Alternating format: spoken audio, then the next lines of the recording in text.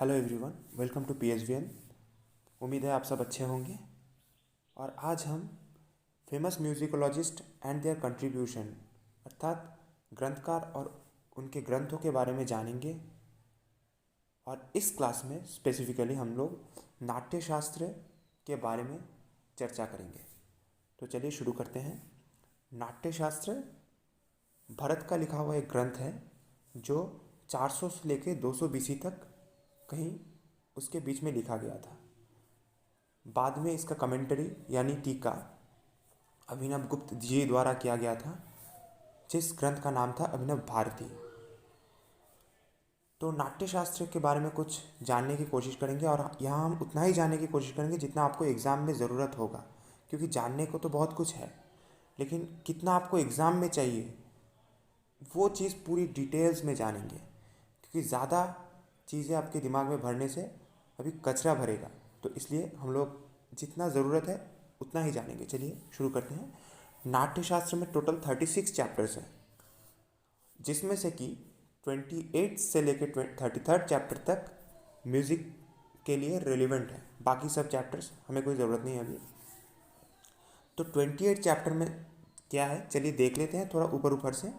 तो इसमें different type of वाद्य, श्रुति, स्वर, गायन, मूर्छना, जाति, लक्षण, ग्रह, अंश, न्यास, अपन्यास, आप अल्पत्व बहुत आप यहाँ पे देख सकते हैं क्या क्या 20 चैप्टर में मिल रहा है। तो अगर आपको याद रखना हो तो आप कुछ इस तरह से याद रख सकते हो कि 20 आज हम जिसे पारिभाषिक शब्दावली कहते हैं, वैसे ही कुछ चीज़ें 28 चैप्टर में है। उसके साथ वाद्यों के बारे में भी वर्णन है।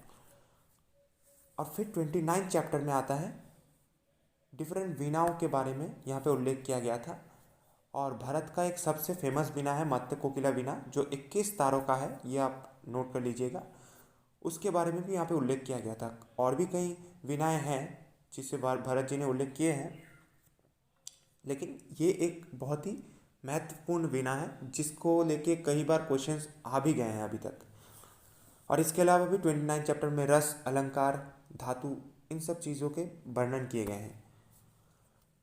30th चैप्टर में सुशील वाद्य का उल्लेख मिलता है। 31st चैप्टर में लय और ताल को लेकर एक डिस्कशन है। और 32nd चैप्टर में ध्रुव, गान और जो मेरिट्स और डिमेरिट्स ऑफ सिंगर होते हैं, इन चीज़ों का वर्णन है। और 33rd चैप्टर में अवनद्य वाद्यों का और भी कुछ चीज़, जैसे जातियों की, मतलब 18 जातियों की, ऐसे कुछ चीज़ों की वर्णन है।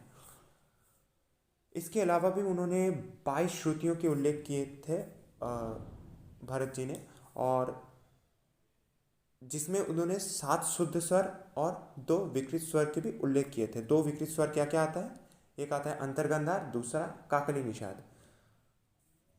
और उन्होंने 2 ग्राम मतलब सरज ग्राम और मध्यम ग्राम और 14 मूर्छना, इन 2 ग्रामों के 14 मूर्छना और 18 जातियों के भी उल्लेख किए थे, जैसे हमने पहले ही बोला।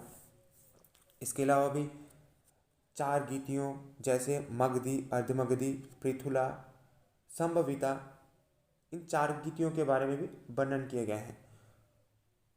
और इसके अलावा भी कुटप का उल्लेख मिलता है हमें यहाँ पे।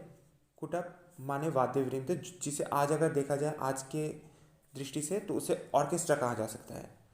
तो ये सब ऊपर ही ऊपर मतलब हम लोगों ने नाट्यशास्त्र के ऊपर बात की। इसके अलावा भी भरत ने शाराना चतुष्टय की हैं, जो हम अलग से कोई टॉपिक में कवर करेंगे। अभी के लिए नाट्यशास्त्र के लिए आप इतना ही नोट कीजिए, इतना ही जानिए, और इसी में से क्वेश्चंस बनते हैं।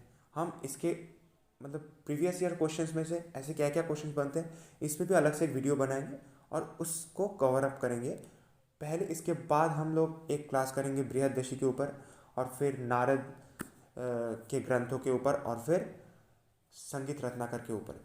तो उसके बाद हम ग्रंथों के ऊपर से पिछले कुछ सालों में क्या क्या क्वेश्चंस बने हैं इन चारों ग्रंथों को लेके, उस पर क्वेश्चन आंसर के डिटेल वीडियो बनाएंगे। तो इस क्लास के लिए इतना ही।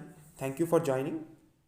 उम्मीद है आप सबको अच्छा लगा होगा। अगर आप सबको अच्छा लगा तो क्लास को शेयर कीजिए और सब्सक्राइब कर लीजिए चैनल को, क्योंकि आगे भी कुछ क्लासेस ग्रंथ और ग्रंथकारों के बारे में आएंगे।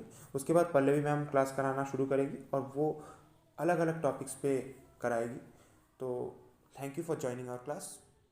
Take care, good bye.